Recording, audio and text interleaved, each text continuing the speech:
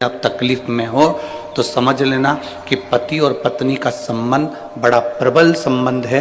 वो जान गई कि चेहरे से कि मुझे तकलीफ क्या है। उसी तरह महादेव के मंदिर में आप जब एक लोटा जल लेकर शिव के मंदिर में बस केवल उसकी दरवाजे पर पहुंचो और मंदिर में जब आप एक लोटा जल चढ़ाओ, आपके हाथ के जल चढ़ते से महादेव पहचान जाए कि इसको तकलीफ क्या है, तो समझ लेना तुम्हारी भक्ति प्रबल हो गई, तुम्हारा विश्वास दृढ़ हो गया, तुम्हारा भरोसा पक्का हो गया।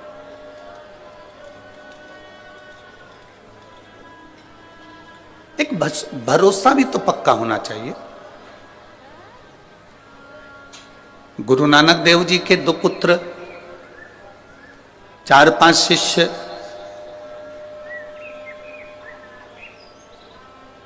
ऐसा नहीं कि गुरु नानक देव जी के लिए सब ठीक नहीं थे, सब श्रेष्ठ थे।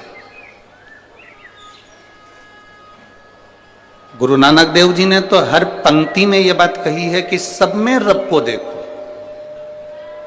साईया सब में समाया।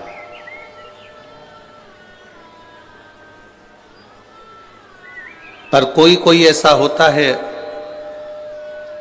जो अपने गुरु के लिए, अपने परमात्मा के लिए, अपनों के लिए अपने प्राण तक निछावर करना जानता है। कोई कोई होता है, सब नहीं।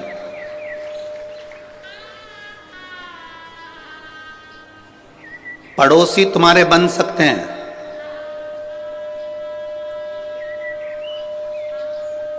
कॉलोनी में रहने वाले तुम्हारे बन सकते हैं, दूर रहने वाले तुम्हारे बन सकते हैं। दूसरों को अपना बनाना सरल है, पर अपनों को अपना बनाना दुनिया का सबसे कठिन काम है।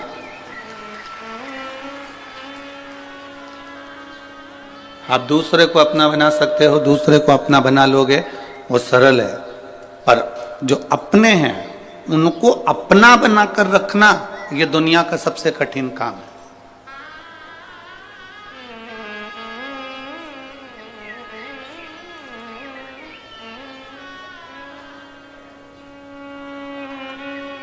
भगवान नारायण की माता लक्ष्मी, आप में से कितने लोग हैं जो तिरुपति गए? हाथ उठाओ जरा, गयो रखो। आप में से कितने लोग हैं जो द्वारका जी गए? ठीक है, रखिए। आप में से कितने लोग हैं जो कभी पंढरपुर गए हो? कभी गए हो? रखिए। आप में से कितने लोग हैं जो बद्रीनाथ गए हो? ठीक है। बद्रीनाथ के मंदिर में, बद्रीनाथ जी के पास में लक्ष्मी जी बैठी हैं क्या? अरे बोलो तो जम के। नहीं। द्वारकाधीश में, द्वारकाधीश के पास में रुक्मणी जी बैठी हैं क्या? द्वारकाधीश के नजदीक में? नहीं। पंढरपुर में हरि विठल जी के पास में रुक्मणी जी बैठी हैं क्या? नहीं।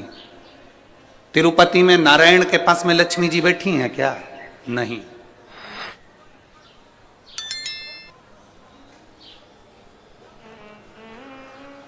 केवल एक देवाधिदेव महादेव ऐसे हैं जिनकी धर्म पत्नी उनके साथ नजदीक में सदा विराजमान है। केवल एक। ब्रह्मा जी के पास में ब्रह्माणी नहीं है, इंद्र के पास में इंद्राणी नहीं है, नारायण जी के पास में लक्ष्मी भी दूर हैं,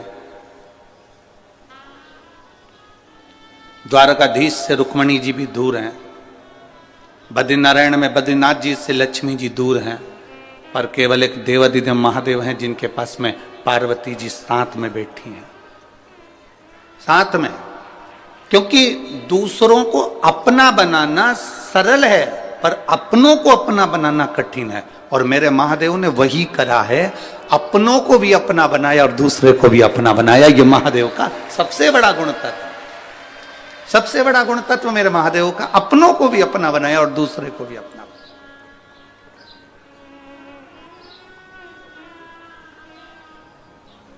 एक बार गुरु नानक देव जी जा रहे थे, उनके सारे शिष्य उनके साथ, उनके पुत्र उनके साथ में थे।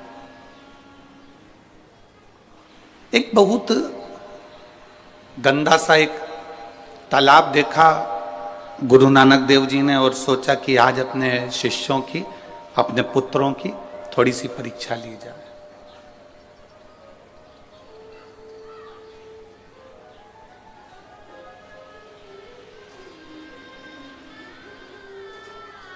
उनके पास में कटोरा था, पात्र था। उस कटोरे को गुरु नानक देव जी ने उस गंदे तालाब में फेंक दिया। बैठ गए, सब आए, सारे शिष्यों से कहा कि मेरा कटोरा इस गंदे नाले, इस गंदे तालाब में गिर गया है, कोई निकाल के ला दो। पुत्रों ने भी मना कर दिया, चले गए। शिष्य भी चले जा रहे हैं। केवल एक गुरु नानक देव जी का एक शिष्य लहना ऐसा था, उस लहना ने जब देखा और गुरु नानक देव जी ने कहा कि गुरुदेव आप बैठे हो? हाँ। क्यों? मेरा कटोरा इस गंदे तालाब में गिर गया। अभी कोई निकल कर नहीं गए क्या? सब गए। मेरे बेटे भी निकल कर गए, मेरे शिष्य भी निकल कर गए, पर कोई गंदे तालाब में कूदने को तैयार नहीं। लहना ने कहा गुरुदेव आपको कटोरा चाहिए? हाँ। लहना ने एक बार भी कुछ बात नहीं करी और लहना कूद गया उस गंदे तालाब में और कटोरा निकालकर अपने गुरुजी को हाथ में लाकर दे दिया। गुरुदेव ये कटोरा। गुरु नानक देव जी ने कहा कि तूने ये नहीं पूछा कि कटोरा गिरा कैसे? कटोरा गया कैसे? तूने एक बार भी नहीं पूछा कि ये कटोरा गिरा कैसे, गया कैसे, गंदे तालाब में पड़ा कैसे? गुरुदेव आपने कह दिया ना कि कटोरा बस तालाब में गिर गया। अगर शिव का वचन, शिव महापुराण के शब्दों पर, गुरु के शब्दों पर यदि एक विश्वास पक्का है तो फिर उस विश्वास पर अगर तुम चल दिए तो ये निश्चित है कि एक ना एक दिन गुरु की और शिव की कृपा जब बन गई तो जिंदगी में अपनी हाल हो ही जाओ। फिर आपको निहाल होने में कोई दिक्कत नहीं है।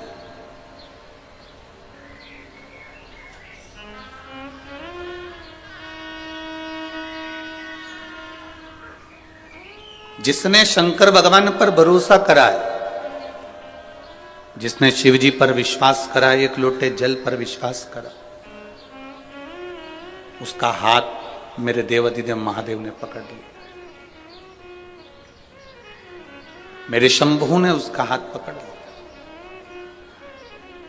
एक जरा से कटोरे से गुरु नानक देव जी ने यह अंदाजा लगा लिया था कि मेरे सिंहासन पर, मेरी गादी पर, मेरी जगह पर, मेरे इस सुख को कौन जान सकता है, कौन पहचान सकता है।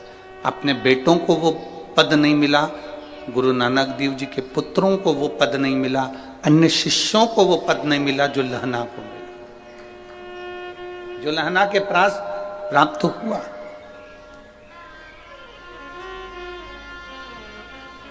आपको शिव जी के मंदिर जाकर ये नहीं बार बार कहना कि मुझे दुख है। आप तो, आपका घर का जो पानी है ना, आपके घर का जो जल है, जब आप उस जल को लेकर जाते हो ना और शिव जी के मंदिर में पहुंचते हो तो वो जल बता देता है कि आपका दुख कितना है, आपकी तकलीफ कितनी है।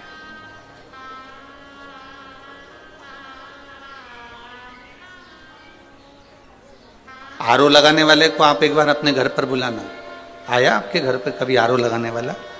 आरओ का पानी, आरओ का जो मशीन लगाने वाला आपके घर पर आया होगा, सबसे पहले वो पानी की जांच करता है। और जितने मेरे जीजा बैठे हैं वो भी बोलो सही है कि गलत है। आरओ लगाने वाले को आप अपने घर पर बुलाएंगे तो पहले वो पानी की जांच करेगा, इसमें खार कितना है, मिट्टी कितनी है, कितना क्लीन है, वो जांचेगा। फिर कहेगा कि मशीन लगा तो दे रहे हैं परंतु इसका जो फिल्टर है वो हर 15 दिन में खराब हो जाएगा क्योंकि इसमें मिट्टी ज्यादा है और खार ज्यादा। तुम्हारा महीने का खर्चा तो जरूर होगा पर पानी क्लीन हो जाएगा। तुमने कहा साहब लगा दो, एक मशीन आरओ की लगाओ, हमारा ये पानी क्लीन होना चाहिए, पीने के लायक हो जाए।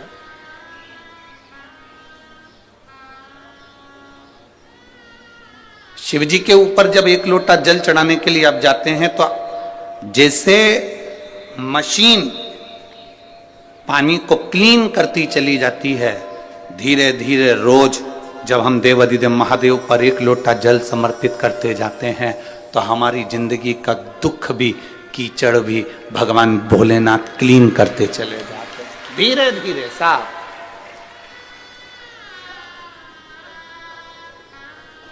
और मैंने तेरे ही भरोसे बाबा, तेरे ही भरोसे हवा बिच उड़ती जावांगी, बाबा डोर हटो छड़ी में कटी जावांगी, भोले मैं तेरी पतंग, शंभो मैं तेरी पतंग, हवा बिच उड़ती जावांगी, बाबा डोर हथो छड़ी में कटी जावांगी, भोले मैं तेरी पतंग, शंभो मैं तेरी पतंग। इस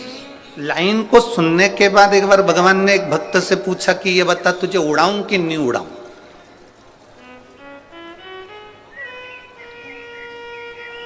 भक्त ने भगवान से पूछा मैं उड़ूंगा, कोई दिक्कत तो नहीं है। भगवान कहते हैं डोरी मेरे हाथ में है, उड़ाऊंगा, बहुत ऊपर पहुंचेगा, बहुत ऊपर पहुंचेगा, पर इतना याद रखना पतंग और इंसान जितनी ऊंचाइयों पर जाता है काटने वालों की संख्या ज्यादा बढ़ जाती है।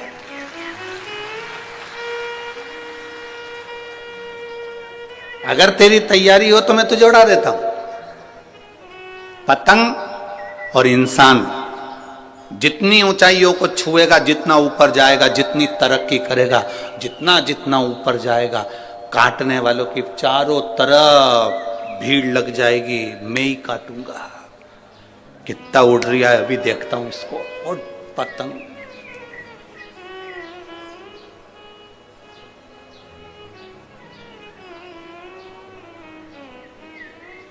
हमारे हिंदू धर्म में, हमारे सनातन धर्म में तो एक दिन दे दिया काटने के लिए, मकर संक्रांति का दिन, कि पतंग उड़े तुम काटो, मना नहीं है, बिल्कुल मना नहीं है। एक दिन दिया है मकर संक्रांति का कि पतंग उड़ रही है तुम काटो, मना नहीं है, पर रोज मत काटो। पर आज का व्यक्ति मकर संक्रांति पर कम पतंग काटता है और किसी का घर में कोई आगे बढ़ रहा है, किसी का कहीं संबंध हो रहा है, रिश्ता जुड़ रहा है, संबंध हो रहा है, लोग उसे काटने में लग जाते हैं कि कैसे भी काट कर समाप्त किया।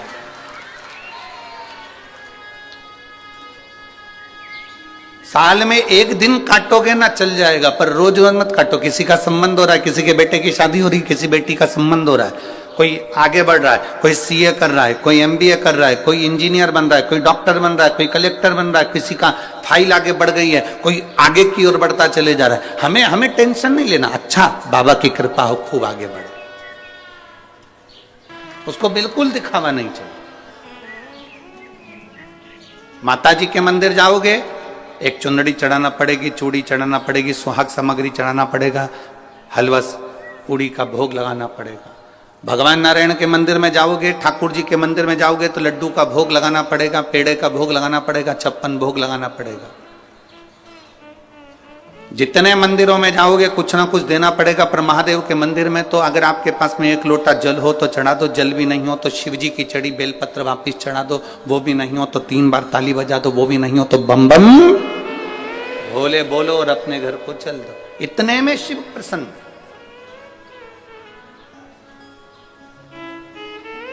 इतने में शंकर करुणा कर जाता है। शिव महापुराण का महत्तम कथा है, देवराज नाम का ब्राह्मण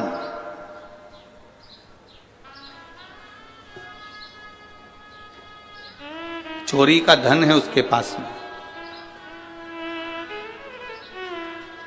चोरी की संपदा है उसके पास में।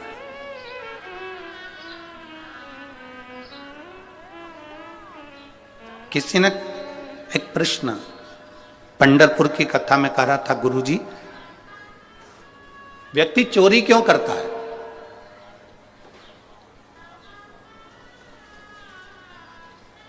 कोई आपसे पूछे, कोई आपके सामने ये प्रश्न रख दे कि व्यक्ति चोरी क्यों करता है, तो आप क्या उत्तर दो? उसका एक उत्तर है, व्यक्ति चोरी क्यों करता है? शिव महापुराण में देवराज की कथा को सुनना और बिंदुक की कथा को सुनना। देवराज की पत्नी, उसके बच्चे, उसके लिए भोलेनाथ बहुत कुछ दे देते थे, 2 समय का भोजन देते थे, पेट भर देते थे। उसके लिए, उसके परिवार को चलाने के लिए बाबा कोई कमी नहीं लाते थे।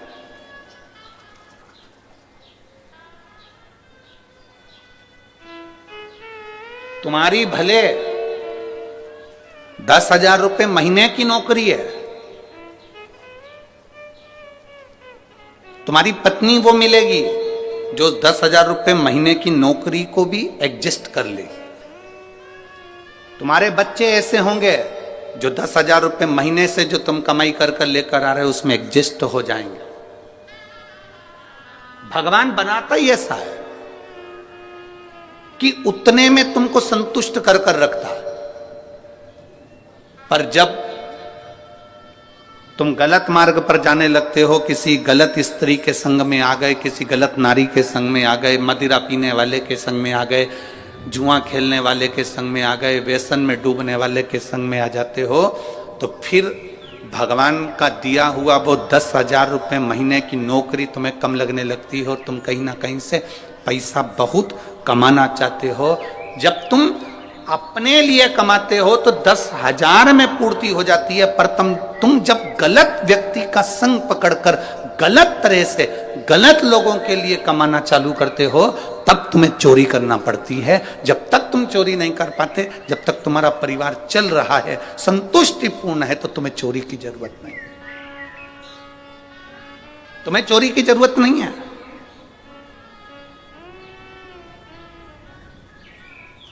देवराज बहुत अच्छा था, उसकी पत्नी अच्छी थी, उसके बच्चे अच्छे थे, पर देवराज एक वेश्या के संग में पड़ गया, एक गलत स्त्री का संग पड़ गया देवराज को। और वो गलत स्त्री का संग ऐसा पड़ गया कि उस स्त्री ने कह दिया कि मुझे जो रानी के गले में हार पड़ा हुआ है वो हाल मुझे चाहिए।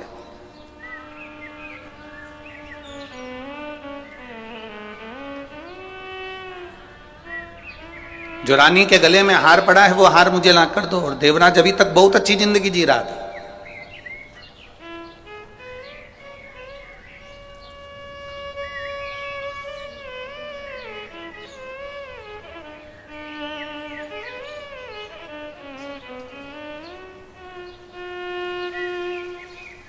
वैसे व्यक्ति कम मरता है, पर जब व्यक्ति फैशन में थोड़ा सा पड़ने लगता है तो जल्द ही मरता है। कहीं ना कहीं ऐसे चुंगल में फंस जाता है कि वो फिर निकल नहीं पाता है। घर वालों से कहकर आना कि मैं 2 बजे से 5 बजे तक कथा सुनकर आऊंगी, बीच में नहीं आऊंगी। स्थान ग्रहण करूंगी तो मैं 5 बजे कर्पूर गौरम कर्णावतारम होगा, आरती होगी, तभी उठूंगी, उसकी रज धारण कर कर फिर जाऊंगी। हवाई जहाज एयरपोर्ट पर उतरता है, ट्रेन स्टेशन पर रुकती है, बस स्टैंड पर रुकती है, हेलीकॉप्टर उतरने के लिए हेलीपैड बनता है। 7 दिन के लिए मेरे महादेव को उतरने के लिए शिव महापुराण की कथा हुई। आपको कहीं ढूंढने नहीं जाना। 7 दिन सेवा करो, भजन करो, कीर्तन करो। भगवान ने धन दिया हो तो किसी का मुंह झूठा कराओ, जल हो पीने की व्यवस्था करो। हाँ, ठंड ज्यादा पड़ रही है, ठंडा पानी नहीं दे सकते, थोड़ी अपनी 2 बाटल हम कहते हैं साथ में लाओ करो, तो उसमें गर्म पानी किसी पड़ोसन को दे दो, पी ले। ज्यादा ठंडा नहीं, बड़े भाव से आनंद से सेवा का मौका मिला है। जितनी जितनी सेवा कर सकते हो और जितना जितना भजन कर सकते हो। 7 दिन भटिंडा वालों के इस पवित्र, समझ लो वो हेलीकॉप्टर को उतरने के लिए हेलीपैड बनाया जाता है, हेलीकॉप्टर उतर जाता है। ये पंडाल शिव महापुराण का जहाँ लगता है और शिव पुराण जहाँ होती है वहाँ 7 दिन मेरा भोलेनाथ उतर जाता है। क्या देगा, क्या करेगा? हमारा विश्वास इस शिव पुराण से इतना है कि कई कई माताएं और कई कई भाई ऐसे हैं कि वो 7 दिन के अंदर ही उनका पत्र भी यहाँ पहुंचेगा। अगर दिल से सुनी तो 7 दिन में ही दे देगा। वो दिल से सुनी, थोड़ा विश्वास प्रकट करो, भरोसा।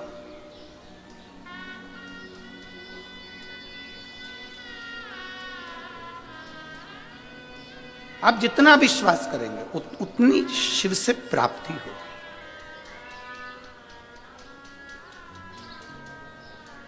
श्री शिवाय नमस्तु। तुम्हारा भरोसा दृढ़ दृढ़। देवराज चोरी का धन लिया है, रानी के गले का हार चुरा कर भाग लिया।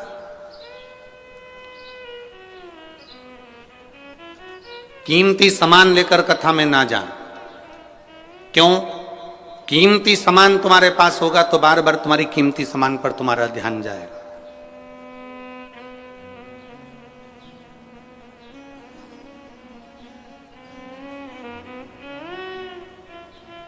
कीमती सामान की ओर तुम्हारा ध्यान ना जाए, इसलिए अपने घर छोड़कर आओ। यहां एक कीमती है, शिव महापुराण की कथा। 7 दिन सुनो, और 7 दिन की शिव पुराण की कथा है। भागवत 7 दिन की होती है, शिव पुराण 7 दिन की होती है। विवाह होते हैं तो फेरे भी 7 लगते हैं। गोवर्धन पर्वत भी 7 कोस का है। हमारा जन्म, आपका जन्म सब 7 दिन में हुआ है। कोई रविवार को पैदा हुआ, कोई सोमवार को, कोई मंगल, कोई बुध, गुरु, शुक्र, शनि। इन्हीं 7 दिन में लोग पैदा होते हैं, इन्हीं 7 दिन में लोग चले जाते हैं।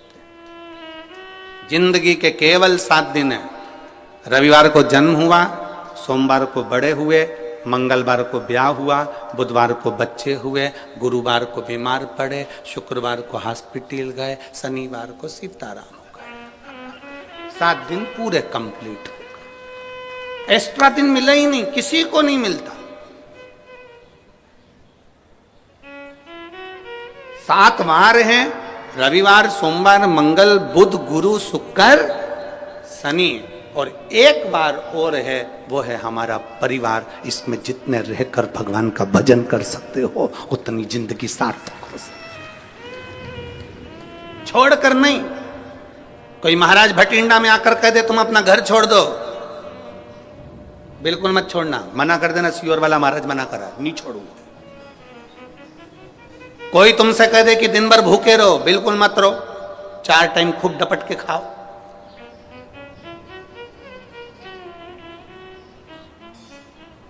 कोई तुमसे कह दे फैशन छोड़ दो, बिल्कुल मत छोड़ो, और खजूर वाली चोटी बनाओ, नहीं छोड़ो। कुछ मत छोड़ो। हम जैसे अच्छे वस्त्र पहनना नहीं छोड़ते, भोजन नहीं छोड़ते, समय पर मैसेज देखना नहीं छोड़ते, मोबाइल चलाना नहीं छोड़ते, उसी तरह मैं शंकर की भक्ति भी नहीं छोड़ूंगी। पक्का है, बस उसमें दृढ़ी रहो, अटल रहो। हाँ, थोड़ा थोड़ा शब्दों के कारण बस परिवार में मतभेद हो जाता है, वो चलता है। एक पत्नी का जन्मदिन था और पत्नी का जन्मदिन, और पति इतना खुश था कि आज मेरी पत्नी का जन्मदिन है और मैं उसके लिए केक लेकर जाऊंगा। और उसने तुरंत केक वाले को ऑर्डर दिया कि तू केक बना। केक वाले ने पूछ लिया तुम्हारी पत्नी का नाम क्या है, तो उसने कहा मेरी पत्नी का नाम तपस्या है। और केक वाले ने केक बनाया, केक पत्नी के सामने ले गया, जो खोला और खोलते से ही लड़ाई चालू हो गई, क्योंकि केक पर तपस्या नहीं समस्या लिखा था। लड़ाई चालू। पति की कोई गलती है? अरे बोलो तो। उसने तो, उस केक वाले ने पूछा पत्नी का नाम क्या, उसने कहा तपस्या हो। अब केक वाले ने लिख दिया समस्या। पत्नी के सामने केक पहुंच गया, बहुत बड़ी समस्या खड़ी हो गई। बहुत हो जाता है संबंधों में, कहीं ना कहीं थोड़ा ना थोड़ा कुछ बातें हो सकती हैं, पर हमें तपस्या की समस्या नहीं करना है। भक्ति करो, भजन करो, और जितना जितना भक्ति में डूबोगे उतना उतना सुख का एक आनंद पाओगे। देवराज सोने के आभूषण चुराकर जा रहा था एक वेश्या को प्रसन्न करने के लिए। दुनिया को प्रसन्न करने के चक्कर में व्यक्ति गलत काम कर बैठता है। दुनिया को प्रसन्न करने के चक्कर में व्यक्ति गलत काम कर लेता है। पर यदि सही मार्गदर्शक हो और सही मार्ग प्रशस्त करने वाला हो तो व्यक्ति फिर भटकता नहीं है, फिर भटकेगा नहीं।